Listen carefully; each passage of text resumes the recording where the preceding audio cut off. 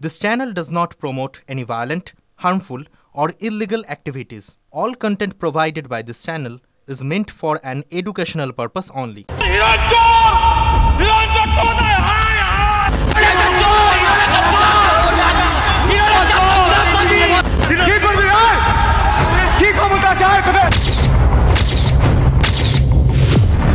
ঘাটালের ভরকেন্দ্র যেন কেশপুর।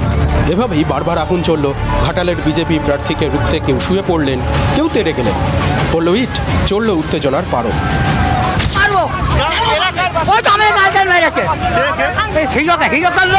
2019-এর লোকসভায় দেবের জয়ের নেপথ্যে সবচেয়ে বেশি লিড ছিল এই কেশপুরেই, কিন্তু 2021-এর বিধানসভায় সেই লিড বেশ খানিকটা কমে যায়। এদিন কার্যত দুপক্ষই কেশপুরের অঙ্ককে মাথায় রেখে ফোকাস করেছিল। আরে অফিসার, আমাকে রাস্তা যেতে দিচ্ছে না। দেখুন, আপনি ক্যান্ডিডেটকে আটকাতে পারেন না, আপনি আটকে দেখান। আপনার যদি ক্ষমতা থাকে আপনি আটকে দেখান। তবে এদিন সেন্ট্রাল ফোর্সের বিরুদ্ধেও সমানভাবে তোপ দাগেন হিরণ। সেন্ট্রাল ফোর্স থেকে আসা অফিসার স্ট্যান্ডিং সাকিয়া আমাকে অপমান করছে, আমাকে গালাগাল দিচ্ছে, আমাকে থ্রেট করছে এই সেন্ট্রাল ফোর্স। কখনো এজেন্টকে বসিয়ে দেওয়া, তো কখনো গোলমালের খবরে ছুটে যাওয়া। হিরণ দৌড়ে বেড়ালেন সারাদিনই কেশপুরকে কেন্দ্র করে। পুরোপুরি match fix, they are been sold out. তো Trinamool police, West Bengal police. Hiran যখন পুলিশ বাহিনী ও তৃণমূলের বিরুদ্ধে ময়দানে, তখন অবশ্য দেবকে দেখা গেল আবির মাখতে। আমি আজকের দিনটা সেটার জন্য নষ্ট করবো, তোমরা বলো, প্রচুর খেটেছি আমি। বাকি মানুষ আপনাকে ভোট দিয়ে জিতাবে, মানুষের বিশ্বাস, মানুষের কৃপা, মানুষের আশীর্বাদ।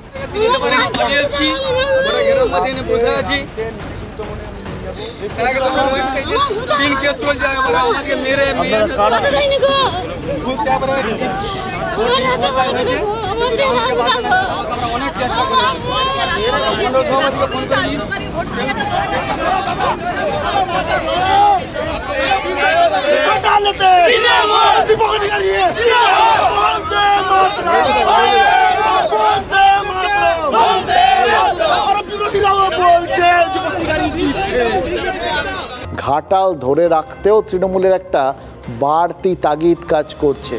ধরে রাখার কারণ কি? তাহলে কি কোথাও নাও ধরে রাখা যেতে পারে, এই সংশয়টাও কাজ করছিল। আর যদি যাই হোক, মানে ধরে রাখার যে তাগিদ না, এই তাগিদটার নাম কিন্তু নিঃসন্দেহে শুভেন্দু অধিকারী। ওই বলছিলাম, কাঁথি, তমলুক, মেদিনীপুর, ঘাটাল 4টে আসনে শুভেন্দু অধিকারীর পছন্দের প্রার্থীরা লড়ছেন। বিরোধী দলনেতা বলেছেন যে আজকের ভোটে বাহিনীর ভূমিকায় তিনি 100% খুশি নন, কিন্তু তিনি যেটা বলবেন শাসক দল তার উল্টো বলবে, এটাই তো স্বাভাবিক। ফলে রাজ্যের শিক্ষামন্ত্রী ব্রাত্য বসু কি বলেছেন জানেন? বলেছেন কেন্দ্রীয় বাহিনী আজ একদম নিরপেক্ষ ভূমিকা পালন করেছে। অথচ ভাবুন, যেদিন থেকে কেন্দ্রীয় বাহিনী আসার কথা হয়েছে বা এসেছে, সেই 1 মার্চ, সেই দিন থেকে তৃণমূল কিন্তু ধারাবাহিকভাবে বাহিনী নিয়ে তোপ দেখেছে। আজকে এসে তাদের মনে হচ্ছে বাহিনী নিরপেক্ষ ভূমিকা পালন করেছে। কখনো মনে হচ্ছে না শুভেন্দু অধিকারীর, যখন মনে হচ্ছে বাহিনীর ভূমিকাটা ঠিক সন্তোষজনক না। বলছিলাম না, বাহিনীর ভূমিকা নিয়ে আজকের পর নতুন করে বিভিন্ন টিকা টিপ্পণী লেখা শুরু হতে পারে, নতুন করে ভাবনা চিন্তাও বিভিন্ন দলের শুরু হতে পারে। 100% সন্তুষ্ট হতে পারিনি। দুটো জায়গায় মেজর ডিস্টার্ব করেছে। আপনার ইন্দাসে করেছে, আপনার বিষ্ণুপুর লোকসভা, আর কেশপুরে করেছে, মাস স্কেলে করেছে। ওভারঅল তৃণমূল যে কায়দায় 21-এর ভোটও করেছে, ওটা আমরা করতে দিই। এবং কেন্দ্রীয় আধা সামরিক বাহিনীর role more or less Keshpur ছাড়া ভালো। তারা ঠিক করে নিয়েছিল ওপর থেকে যত চাপ, যত প্ররোচনা যাই আসুক না কেন, নিরপেক্ষ ব্যবহার করব, ভোটারদের ওপর টর্চার করব না, কোনো নির্দিষ্ট শাসক দলকে, কেন্দ্রীয় শাসক দলকে সুবিধে পাইয়ে দেব না। তারা নর্মাল বিহেভিয়ার করেছে।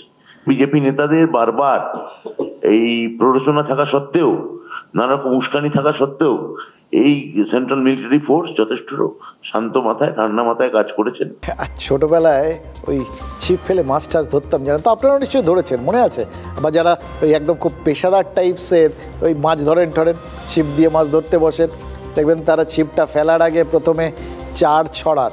বিভিন্ন রকম চার হয়, ভাতের পচা ভাত, এরকম বিভিন্ন রকম চারটা ছড়িয়ে তারপর ছিপটা ফেলেন। ছিপটা ফেলার পর ফাতনাটা কীরকম জলের মধ্যে খাড়া হয়ে ভেসে থাকে। মাছ যখন ওই বড়শিতে টান মারে, টোপটা গেলে তখনই ওই ফাতনাটা নড়ে ওঠে, ডুবে যায়, আর সঙ্গে সঙ্গে এক হ্যাচ কাটানে তাকে তুলে নেওয়া হয়। মুদ্রা কথা হচ্ছে যে চার ছড়ানো হলে তারপর যদি মাছটা আসে তাহলে বোঝা যায় চারে কাজ হয়েছে। এবার মাছের কাজ একটাই, ওই টোপ গেলা। এবার সেইটার কাজটা কতটা ঠিকঠাক হলো, মানে চার দিয়ে কতটা তাদের ওই বড়শির কাছে আনা গেল, সেটা দেখার অপেক্ষায় সবাই বসে থাকেন। যারা মাছ ধরেন তারা ফাতনার দিকে চোখ রেখে বসে থাকেন। এক্ষেত্রেও কিন্তু দুজনে চার ছড়িয়েছেন, জানেন তো। একজন বাহিনীর প্রশংসা করে, আরেকজন বাহিনীকে চাপে রেখে। ব্রাত্য বসু আর শুভেন্দু অধিকারী দুজনের কথা শুনে মনে হলো চার ঠাট ছড়ানো হয়ে গেছে, এবার তারা ছিপ ফেলে বসে আছেন আর এক দৃষ্টে দেখছেন ওই ফাতনাটা নড়লো কিনা, মানে চারায় কাজ হলো না কিনা, বড়শিতে মাছ গাঁথলো কিনা, চার কাজ দিল কিনা, সেটা 1 জুন শেষ দফার ভোট, তারপরে 4 তারিখ ফল ঘোষণা, সেই দিন বোঝা যাবে। তবে তার আগে 1 জুনই তারা প্রাথমিকভাবে বুঝে যাবেন ব্যাপারটা। সেদিনই কেন্দ্রীয় বাহিনীর ভূমিকাটা দেখলে তারা বুঝবেন যে তাদের যে ওষুধটা বা চার যেটাই বলুন না কি, তারা যেটা দিয়েছেন সেটা তাদের পছন্দ মাফিক বড়শিতে এসে ওই কেন্দ্রীয় বাহিনী ঘাতলো কিনা সেইটা। তার আগে শাসক দলের তরফে যে পরিসংখ্যানই দেওয়া হোক না কেন, বিরোধীরা যে অভিযোগই করুন না কেন, একটা জিনিস তো পরিষ্কার, ওই তখন কি দেখবো না দেখবো সেটা জানি না, কিন্তু ষষ্ঠ দফায় অশান্তির আবহাওয়াটা তৈরি কিন্তু হয়েই গেল, যা দেখে সপ্তম দফায় গণতন্ত্র কতটা নিরাপদে থাকবে সেটা নিয়ে চিন্তা হচ্ছে। বললাম না, ফেলুদার কথা ধার করতে হচ্ছে, বারবার মনে হচ্ছে, মনের মধ্যে খালি খচখচ করছে ওই একটাই কথা, নিশ্চিন্ত আর থাকা গেল না। সেই দুশ্চিন্তাটাকে সঙ্গী করেই না আজকে কিছু কথা আরও বলে ফেলি, যে কথাগুলো আজ না বললেই নয়।